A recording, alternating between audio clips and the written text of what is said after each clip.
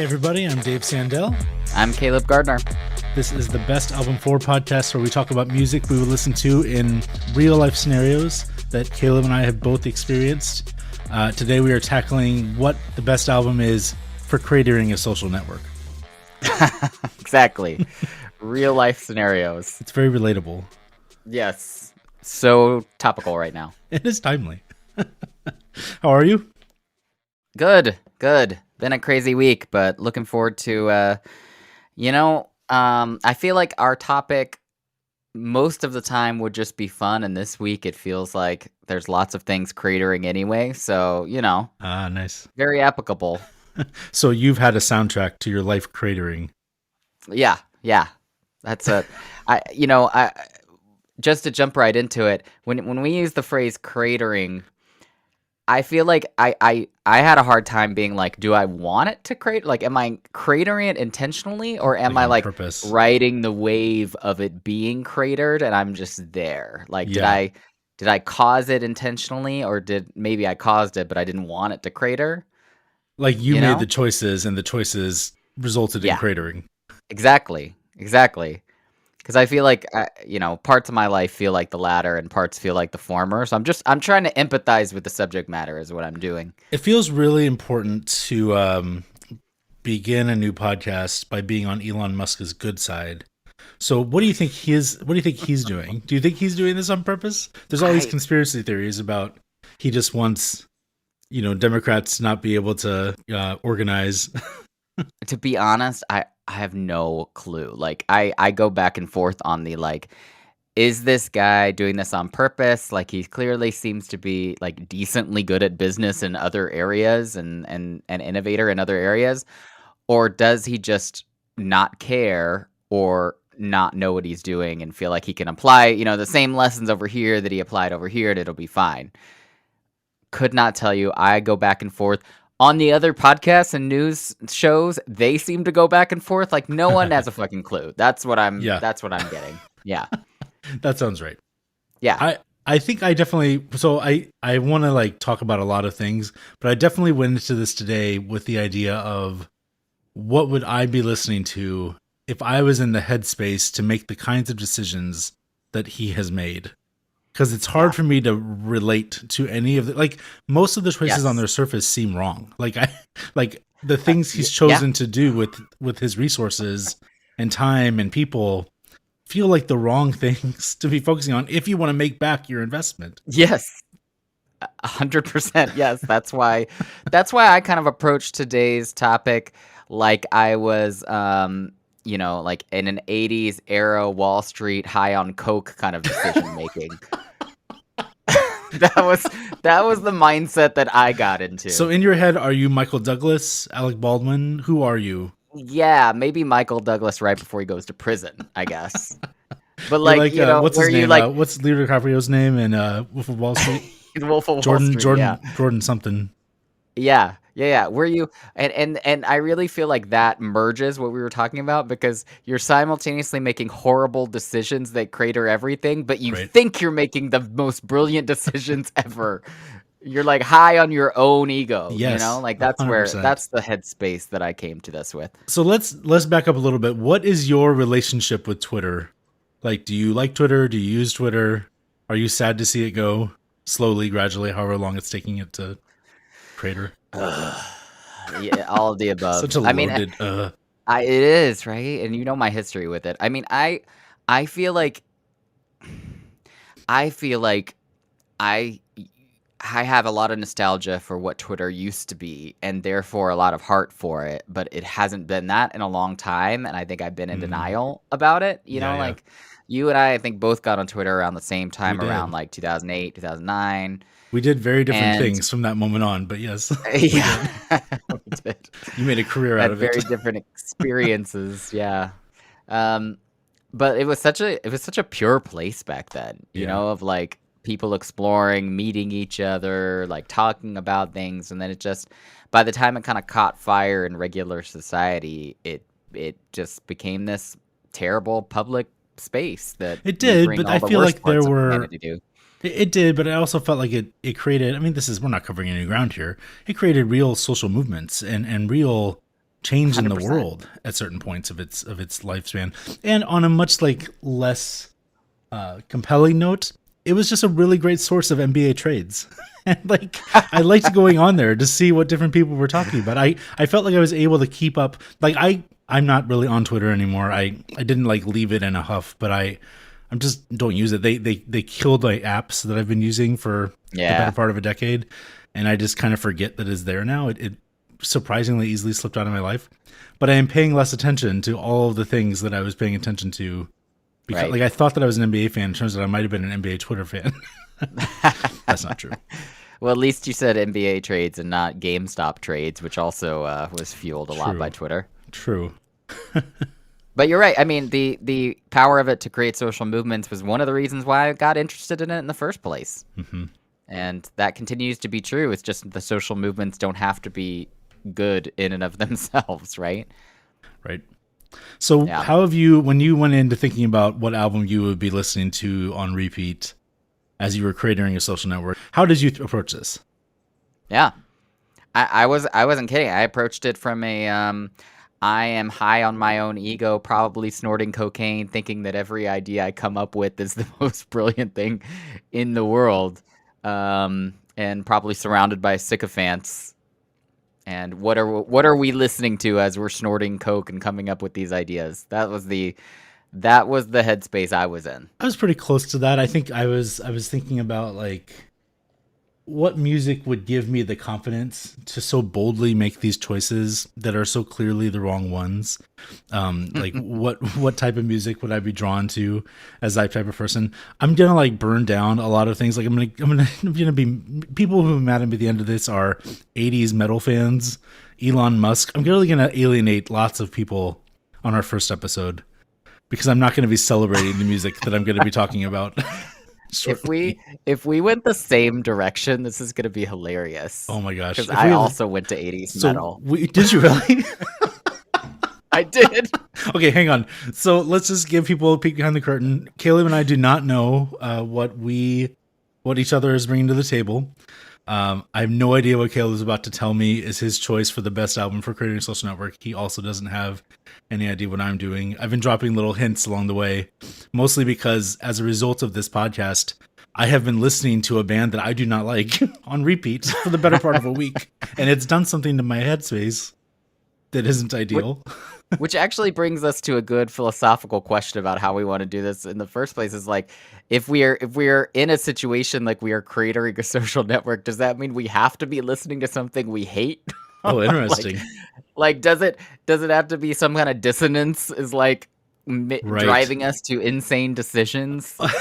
I just think that if given the type of person who would listen to Radiohead or Kendrick Lamar would not be making the choices that, although I guess I don't actually know what Elon's into. I know he dated Grimes for a while, and Grimes is amazing, and I love Grimes' music, and so I assume he also liked Grimes' music, which makes me nervous because he probably has similar tastes as me. If he didn't.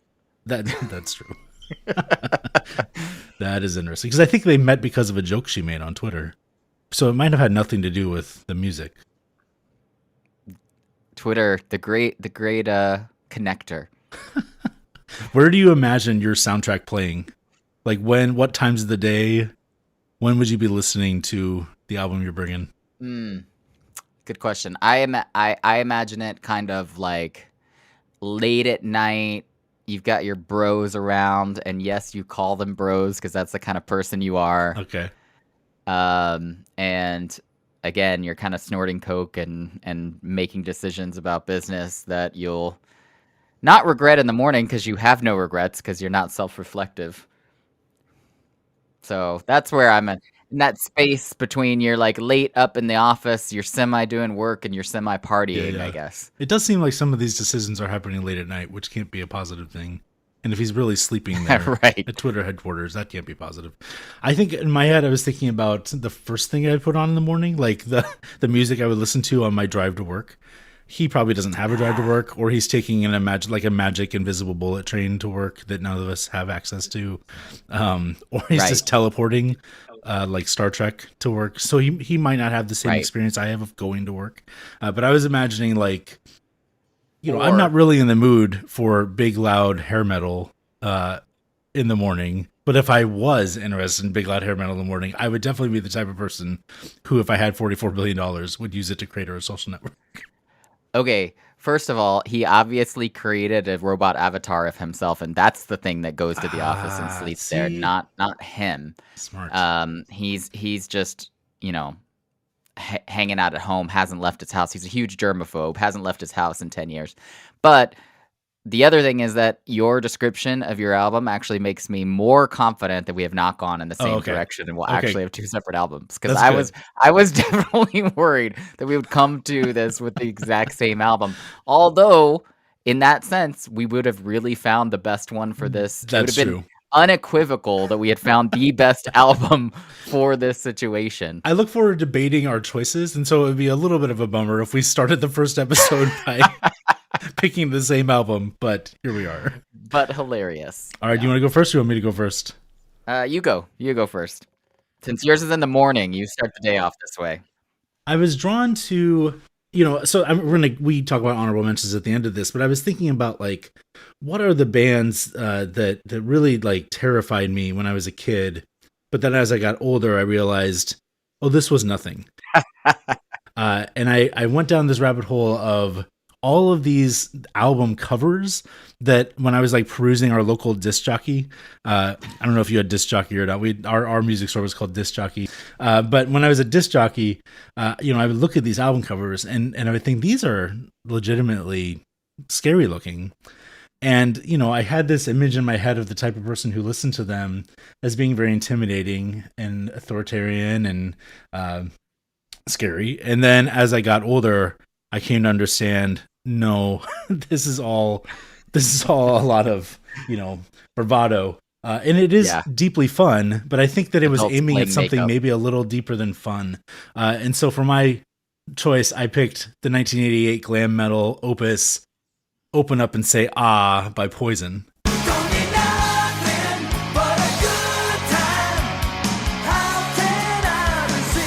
Yes.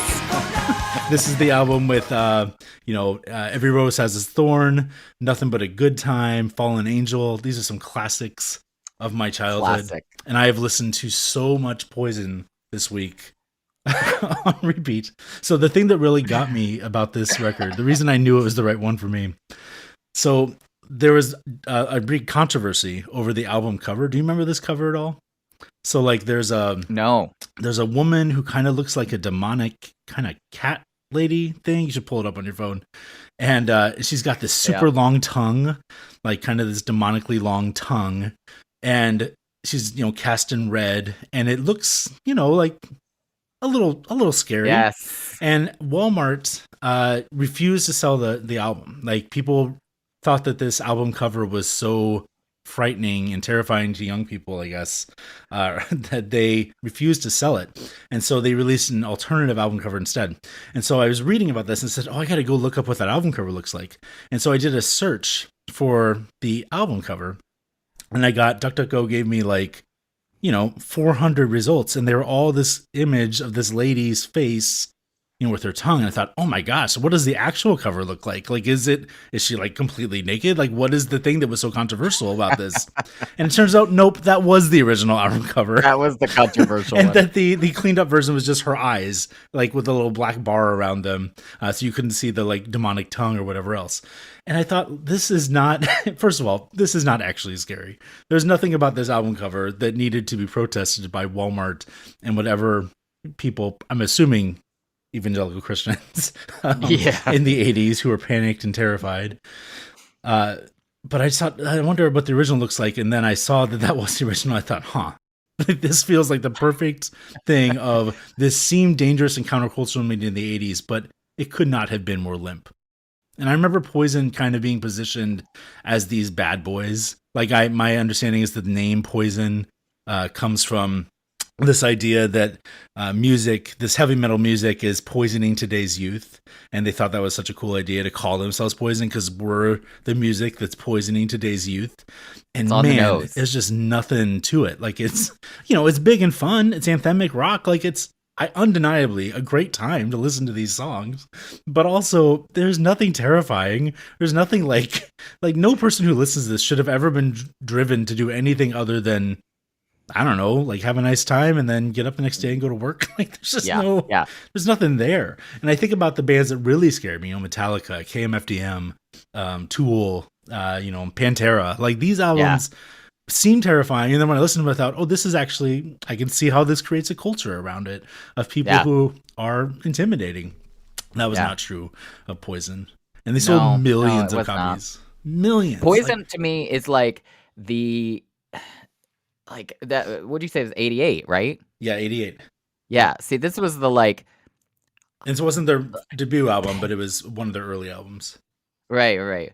But like Poison, the era of Poison being popular to me was like the crest, the apex of 80s hair music, right? I mean, Nirvana's like what, a couple years later. I mean, 91, yeah, 91, it's 92. wild how quickly grunge kind of took over the scene Mm-hmm. right after this like gigantic hair. I mean, I'm looking at their other albums. They're like wearing makeup. I mean, it's the most Right, like these performative, skin tight clothes. insane. Yeah.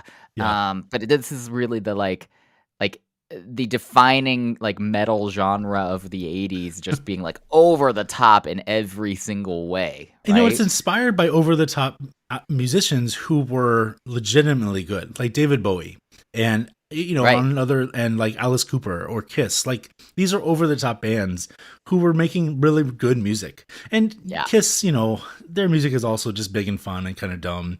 But I felt like what they were bringing to the table was just a much more thoughtful production than what it seems like Poison was bringing to the table, which is like, I want to pick up a guitar so that girls will be interested in me. Like that's the full mission Full stop. statement of Poison, and it's Right. not the full mission statement of Kiss or Alice Cooper, or going back, certainly David Bowie or somebody like that glam metal came out of. Right, right. Yeah, Kiss was where my head was at too, in terms of just like who started the wearing makeup, performing, like it's weird because I feel like the glam metal of the 70s was so like cutting edge and like new, and it messed Yep. with gender and all of these like expectations. And then by the time you got to the 80s, it just kind of combined with that greed is good culture Yeah, to yeah. make it all about like you said, all the substance got removed, and then it was just the performance, both musically and like in terms of like what you saw on MTV, where it's just them partying.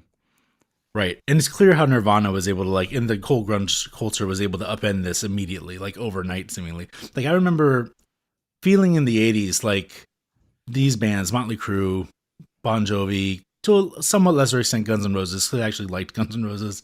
But, Yeah. how Warrant, Rat, Quiet, like, all of these things, all of these bands, I just didn't understand how they were going to sustain themselves for 20, 30 years, the way that, like, people still wanted to listen to Led Zeppelin in the 80s and 90s, and people still wanted to listen to Van Halen in the 80s and 90s. Like, they were making really good music that people wanted to listen to for decades. Rolling Stones, the Beatles, the Who, whoever. It was really hard to understand how, because one Bon Jovi song sounded the exact same as another Bon Jovi song, how this was going to sustain itself for decades. And it didn't. It just kind of went away, like, overnight. I remember reading, there was an oral history of MTV. It was the oral history of MTV. So there were all these, big bands like Poison who were spending all this money on these huge videos with lots of girls and lots of different things happening. And, their posters were all up all over the MTV walls and the record label walls. They would walk in and they would be the superstars. And they said that within like a few months of Nirvana exploding, they would walk in the record label and their Poisons, or the record label, and their posters would all be gone, replaced by all these grunge bands, and they're like, oh, it's over. Like, they just knew, like, it was immediately over. Like, these things aren't going to coexist because one of them exposes the other. Like, one of them Exactly. exposes how limp the other one actually is. There was I looked up some lyrics. There's one that I want to read you. It's called Fallen Angel. Of course, this is a huge Poison song. It's actually one of the better, I think, Poison songs. Has one of my more favorite riffs, I guess. Fallen Angel, win big, Mama's Fallen Angel, lose big, living out her lies. Once it all, Mama's Fallen Angel, lose it all, rolling the dice of her life. I don't know. Like Yeah, what is sure, that? I mean, it's not terrible. It's sure. just like I don't understand what self-important you don't and understand. It's very clear to me. I mean, it's it's like just not worthy spoke of its right to my heart. status. And so, okay, I'm going to read every rose has its thorn, just like every night has its dawn. Just like every cowboy sings a sad, sad song. That sounds to me like something Elon Musk would write and then say, look at this poem I wrote and how wonderful Yes. it is and how it's better and more disruptive of every other poem that's ever been written. And clearly I am the best poet. And so Oh getting my back to god! like, You reminded me of on this is such a random reference on Austin Powers when Dr. Evil is singing "What If God Was One of Us," and then afterward he's like, "I wrote that." that's what that's what I imagine Elon Musk doing to That's every amazing. rose has its thorn. I imagine being Elon Musk and having Elon Musk money and just thinking like this, I am the most important person in the world. But like the actual content doesn't match it up. But there's, you know, Yes, everybody in the 90s or the 80s seemed obsessed with bands like Poison. Not necessarily Poison specifically. I'm picking on Poison today. There's nothing sure. wrong with Poison. I just want to name Poison's great fun. But I just thought like they did not deserve the status that they were given when you look at some of the other bands in the 80s who didn't have nearly the same amount of success. Yeah. And so they just had so many people, a certain subculture of people, I think, who seemed countercultural and seemed intimidating, but actually weren't. And so that's my pick for best album Yes. for Cratering a Social Network. People that like. Oh, I've got so many follow-up thoughts. Okay, one, I think it's hilarious that you kind of picked something that was about to crater. So like you almost took a like the whole genre was on the cusp of cratering, right? So you're saying like this is what you'd be listening to when you're on the edge and about to fall off. I think I took a more when you were like, well, I'll explain more when I get to my part. More when you're like on the upswing, but the other thing is you were saying something about the genre and how grunge kind of exposed it for how limp it was, which by the way, you love the word limp. You've said limp like 14 times Have on this I? podcast, Oh which is no. totally cool. It just seems like the right word. It's a Yeah, little yeah. phallic. It's a little phallic. It's just like slightly phallic. It's fine. I think that's appropriate for today. Uh-huh. For this I feel embarrassed discussion. right now. Um, but I do think there's something to be said for like you took something that at one point was meaningful and artsy and edgy, and you removed all of the actual art from it, and all that's left is a like capitalistic like shell of its former self, Right. and you took it and think that you just made it great. Like that's what Because now people can do keg stands that's what I'm saying. Like without repercussion. it feels on the nose. I'm into it. Oh God, every rose has its thorn. I just remember that playing in my parents' car. Like Right? this is Couldn't us being escape it. 80s kids. Like I just remember that being so prevalent. There is at the beginning of that song, I had forgotten this. The beginning of that song starts with Bret Michaels taking a very deep breath, like I'm about to get really deep. right. And I just thought, like, this is so over the top. Just sing your song. Sing your little acoustic song that you're going to turn into a big anthem within a minute and a half of the song beginning. It's fine. Like, just let it, don't prop it up. Just, okay, I got to move on. I am so happy to now be done with this part of the podcast because it means I don't have to listen to Poison on repeat for the next week. I'm a little nervous about my end of the year, like Apple Music. You know, here's what you listen to this year, and Poison featuring FD. Okay, but you said that you had a good time. I did. You said like they were fun and you found fun. things to enjoy. Like even in the midst of a completely terrible experience, you found little nuggets of enjoyment. And if there's not a more apt analogy for Twitter, I don't know what there is. Well, maybe this isn't Schadenfreude of Poison, but the Schadenfreude of watching Elon Musk crater this is real. I think that I think that you subliminally, I don't know, probably butchered that word, subliminally chose a band called Poison too. Like just the name of it. That's true. I could have gone with Motley Crue, but I went with Poison. That's what I'm saying. That's what I'm saying. I love the idea of you listening to this all week. That's hilarious to me. All Should right, we you're move up. on to mine? Yeah, please. All right. So as I mentioned, we both chose 80s rock bands. Yep. I went more of the party rock angle because again, I was imagining like a corporate executive high on their own ego and cocaine, and what would they be listening to? Right before the whole thing, the feds knock on the door and they come and raid the entire thing. That's kind of the headspace I was in. And so, I was trying to think of, I actually went, there's a couple of, I went like, do I go more prog rock? Like what genre has really cratered itself? We were talking about this, like that was something that when you were bringing up how grunge just completely, undermined this whole genre practically overnight. I was thinking, what other genres has that happened to? Can you think of any? Like prog rock kind of, rap metal kind of in the Yeah, rap 90s metal's. also had. I thought long and hard about going with rap metal this week. Yeah, same. So did I. So we'll talk about that in honorable mentions. But I was like that. It doesn't seem like it's happened often, but it does seem like over maybe the last 30 years, it's happened more. Maybe it's because genres can kind of rise and fall a lot faster. In our And they're kind more of media niche scene. now. Yeah. Yeah, that's true. That's true. Yeah, in fact, categorization in and of itself is like becoming true. less and less of a thing, which is fascinating to me. Anyway, so going back to my choice, I was trying to think of what is the thing that not only epitomized my, the cocaine sniffing executive in my head, but also just like white privilege in general. Yeah. Yeah. Like what's the thing that, like in the 80s, a guy who's just like had no idea how privileged he was, and like that was right around when things just were getting gross in terms of sexual harassment in the workplace, in terms of, again, the greed is good area, like before any of this quote unquote wokeness started to like cause people to be self-reflective at all. It was just gross.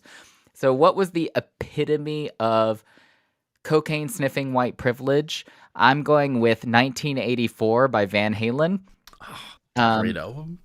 It's mostly, okay, you got to think about what's on this album. So we've got Jump, but we've also got Panama, and especially the one that I would love to play a clip of is Hot for Teacher. I've got it bad, so bad. I'm hot for teacher. Could you think of a grosser 80s track? One that like a more cringeworthy kind of 80s track than Hot for Teacher now. Like I would like challenge, like put in the challenge out there. What is a grosser 80s hair metal party rock kind of track than Hot for Teacher? I could not find one. So would you be listening to Hot for Teacher, sniffing coke, and making decisions about the global world order? I think you absolutely would. That's where I'm landing. What is your relationship with Van Halen and David Lee Roth in 1984?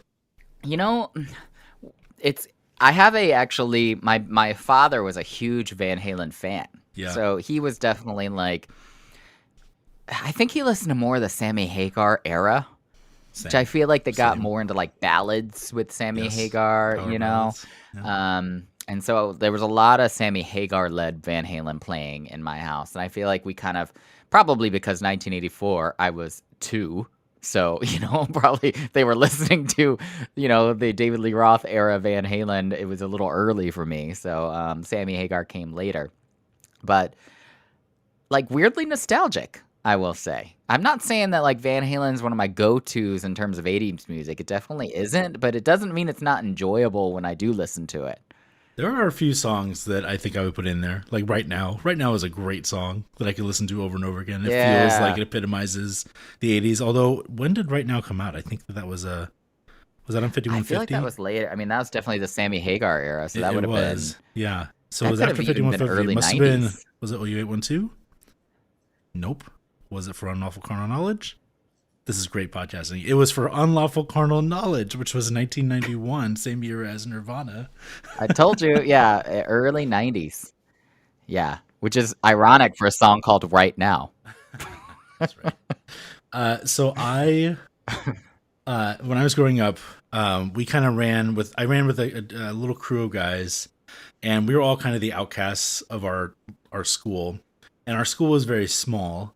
And so when you got to about middle school, like 7th or 8th grade, you started kind of collecting all the other outcasts from all the other grades.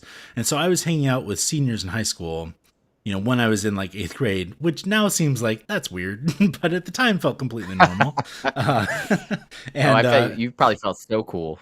Well, I guess so, except for we were all the outcasts. So I was like, well, I know what this is. We're just playing Dungeons and Dragons, and it's great fun. I really cherish all those friendships. And there was this one guy who I think had already graduated, named Chris. I won't give his last name because I'm not about to say anything bad about Chris. It just feels weird to put some dude who doesn't know he's about to be on a podcast. Anyways, there's a guy named Chris, and I'm pretty sure he had graduated when I was already in 8th grade. So I think he was pretty far ahead of me, and he was really into Van Halen. And I think as people graduated high school and kind of went off to college, Chris was still in my hometown, and so he just kept hanging out with whoever the next generation was.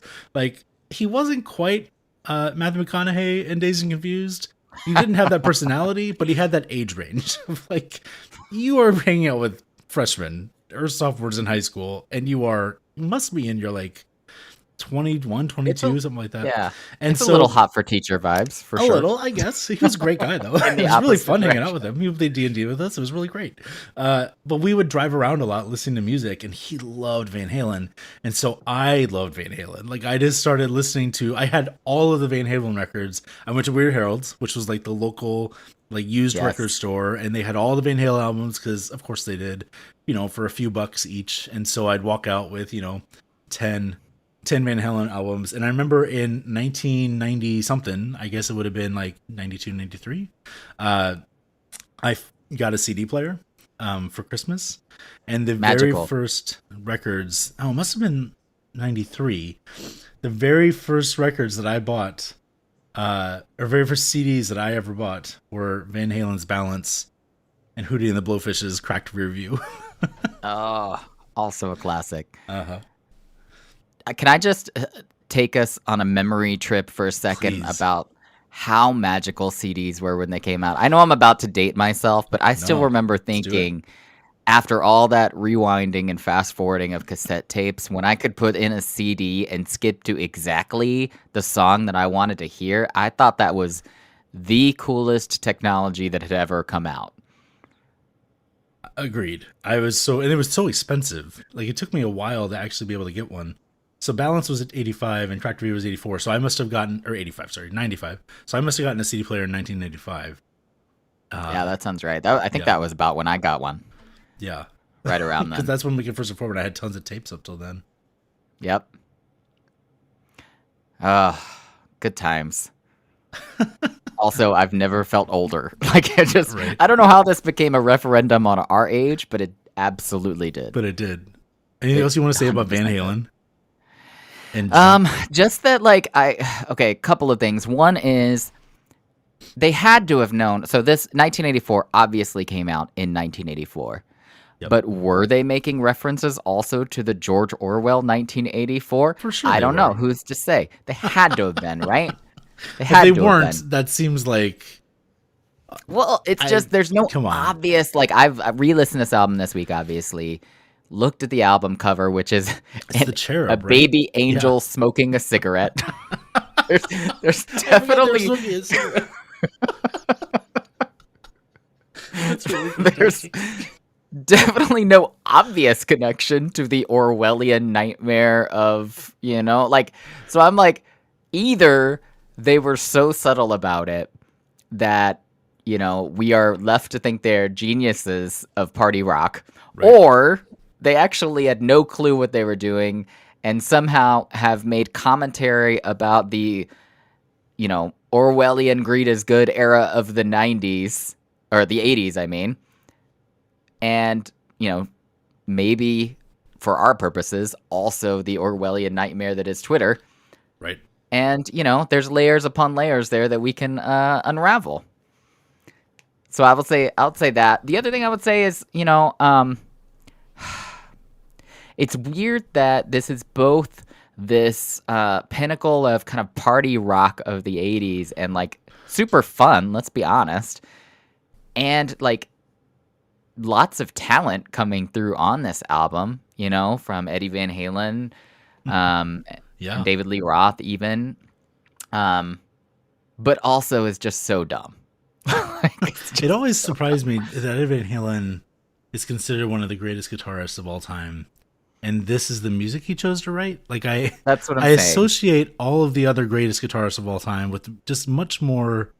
I don't know what the right word is here. Like compelling, meaningful. I don't know. Just more something. Yeah. And this music does not seem deserving of somebody with Eddie Van Halen's skills. Again, so you take the potential of an amazing work of art and you turn it into party rock nonsense. Again, an analogy for Twitter itself. Indeed. I think that there's something interesting about when they made the switch to Sammy Hagar. I'm assuming, I don't actually remember. David Lee Roth left, I believe, and Sammy Hagar came in. Sammy Hagar felt more like what I assumed somebody who was going to sing for Eddie Van Halen would sound like, and that the subject matter, very distinctive voice, for sure. And just it felt like, okay, we're making meaningful music now, and earnest music, and the thematically the songs got more earnest, I suppose, or more interesting, but it wasn't as good. Like, it turns out that the David Lee Roth of it all was actually a really important component, and just having fun and having a great time was part of the magic sauce of Van Halen. And some of those like later Van Halen songs just don't hold up the way that the early Hot for Teacher, which is just a travesty, holds up. And that's really fascinating with Twitter, because I think there's like this, it used to be fun. I didn't know exactly what made it fun, but it turns out it's not Elon Musk. Like it's not people who are coming in with all the ideas to make it better. It's something else. Well, what I think is interesting is that the earnestness of the Sammy Hagar era is what made them continue their relevancy into the 90s. Like that's the whole reason they were able to have a foothold past the grunge era into the 90s, was because they did take this turn for somewhat earnestness and not just sticking with the party rock. They didn't become another Poison. Right? Isn't that fascinating? Right. Oh, that's interesting. Yeah, because you don't. I mean, I kind of lumped them together with Poison because it's all kind of hair metal 80s music, but it felt like a different category. And I think they would maybe call it hard rock and not heavy metal. But then I listened to Poison, and I think there's nothing heavy metal about this. Like, this is not heavy metal 100%. Music. I thought the same thing with like 1984 being labeled hard rock. I was like, Jump is like 80% synth. Like, is there even a guitar in Jump? I was like, what am I rocking out to here? That's amazing. Oh my gosh. I want to just correct myself. There's no way that my first CD was Van Halen Balance in 1995, because I definitely owned Vitalogy and Melancholy and Sadness. There were definitely albums or CDs I owned way before that. So what I think is true is that it's the first CD I bought with my money that I earned from a job. Like, where I think I got my first like job at Hy-Vee in 95. I think that's what I'm remembering. Is that was Melancholy was like 96, wasn't it? It might have been, but I just mean to say I had Vitalogy, I had Versus, I had other records, I had other CDs, before 1995. So there's no way that could have been at first. But I do think it was the first thing I bought with money that I'd earned from a job. I have very distinct memories of, speaking of money that I earned, my first job was a cashier at Walmart. And when I was done with my shift, I would go to the electronics section and browse the, CD collection. Half the time I wouldn't even buy anything, because it's not like I made a lot of money at Walmart. And CDs of course cost not. So much money.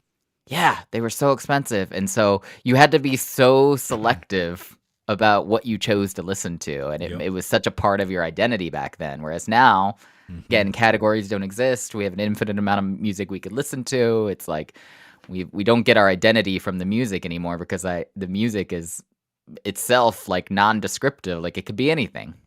I have a distinct memory of Walmart having like a one way in, one way out section for their music. I think probably all their electronics, their games, their computers was all in that same section. But I remember thinking, like, in order to look at the music, I have to go through this little entrance, and there's no other way to exit besides this little entrance. So people must have been stealing this stuff all the time hundred if it had to percent, be in yes. that little space. Was that your We experience working it there? was the exact same. It was like one way in, one way out. It was all about protecting all the expensive stuff from shoplifters, Of which isn't course. the case anymore. It must have like different technology now, but yeah, that was exactly how it was. I love it.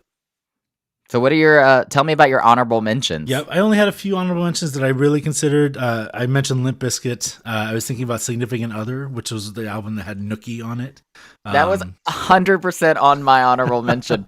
We could yep. have there was a definitely a chance that you and I both would have picked Significant Other. That would have been hilarious. I thought about a few records, Alice Cooper and Kiss. I also thought heavily about doing Metallica's Black Album because it Mm, felt like a another example of something that seemed terrifying, but now that I'm a little older, it does not feel limp. It does not feel, but it does feel like this isn't as scary as I remember it being. yeah, Significant Other was definitely on mine. I mean, it just you can just imagine fucking Elon Musk listening to Nookie. Can't you just like that happened? And then I was again kind of looking back to prog rock in terms of its like collapse. I was kind of leaning toward Rush, maybe like motion Oh, pictures from okay. I Rush. could see that. People who like Rush love Rush and they get Uh-huh. really geeked out about it. And I just don't, it never clicked. Like it just never, I never Same. understood the attraction to the melody. Like it felt like we're just here to listen to a drummer be like do a lot of drumming. Like it didn't feel like it Yeah. really stood on its own as a work of art. I might be wrong about that. I'm open to being wrong about that, about my take on Yeah. that music. But that would have been a good experience. That would have been a good best album for Creative and Social Network. But I was almost looking at like prog rock as a genre in terms of its sense of its own self-importance. I think Mm, that's where yeah. my head was with that. It's like there's of course, there's some gems in there and you could make an argument about bands like Rush having a contribution and longevity. But in terms of like it's weird to think about, the Bowies of the world and the like things that we revere now existing alongside things like prog rock that have been so disparaged. And it's like, where does a sense of self-importance and an ego lead to good art versus bad art is something that, it would pervasive throughout music history, probably. Yep. So before we go, what do you listen to this week? Oh, I've gone really deep into Jessie Reyes this week. Oh, I Are you don't know Jesse familiar with the Reyes. work? No. Oh, I love finding things that Dave doesn't know. So Jessie Reyes is this firecracker Colombian Canadian R&B singer Okay. who put out an album last year called Yessie, which, Okay. you got to give her credit for like the boss move of putting out an album, being named Jessie and then putting out an album named Yessie. But she's got this like tight but like melodic kind of nasally, really great quality to her voice and Mm, just like an edge to her lyrics that I find just so great and so much fun. She did a Tiny Desk concert a few months ago that was fun, really fun to watch. But I find her, I honestly like these days, I think you and I may have talked about this, like R&B doesn't hold a lot for me. mm, There's, like, gems here and there, and occasionally, like, an artist will really, like, make an impact, and I'll be like, "Oh, I wanna go deep on that," but I'm usually in that genre more into just, like, singles, like, things that mm. have Yes. popped up, people are talking about the music, and I'll kinda, like, add it to a playlist, right? I don't Mm. often go for an entire album of R&B, but I found Jessie Reyes's Yessie so fun, so compelling, differentiated from the rest of R&B, both by nature of her, like, Latin origin, but also her voice, again, just very distinctive, Mm. and yeah, it's just been super fun. How about you? Well, so there's new Boy Genius songs, and so I've essentially just had the Boy Genius 3 songs they released on repeat all week. You will come to Yeah, discover super on fun. this podcast that I'm obsessed with Phoebe Bridgers. But I've also been listening. Before that happened, I was listening to a bunch of Open Mike Eagle. Do you know Open Mike Eagle? Only through you. So he's kind of this underground rapper. He's been at it for a long time. His latest album, which I guess was considered a mixtape, I have to admit, I never understand the difference between a mixtape and an album at this moment in time. I used to. I feel like mixtape is what people call an EP when they don't want to call it an EP. You know, like But this one has, I don't know, 14 songs on it. I think back in the day it was like a mixtape was you took other people's beats, sure, and you rapped over them or something. Not you. The rapper would rap, to kind of present their skills before they had a record deal. Sure. Or even just for fun, maybe. But anyway, I don't know what makes this a mixtape versus a proper album. But his album Component System with the Auto Reverse came out last year, and it's really good. I slept on it a little bit because it didn't immediately grab me the way some of his other records have. But I've been coming back to it a lot this week, and there's a lot of good stuff on it. So, Open Mike Eagle, probably my favorite rapper who is not Kendrick Lamar at this moment in time. Oh, okay. I really love listening to I like his voice. I like his subject matter. I like his rhymes. All right, man. Well, we'll be back soon with another Best Album 4. Let us know what real life scenarios that you can relate to. We should be thinking about what is the best music to put under that. And of course, let us know what your pick would be for the soundtrack to Crater, a Social Network.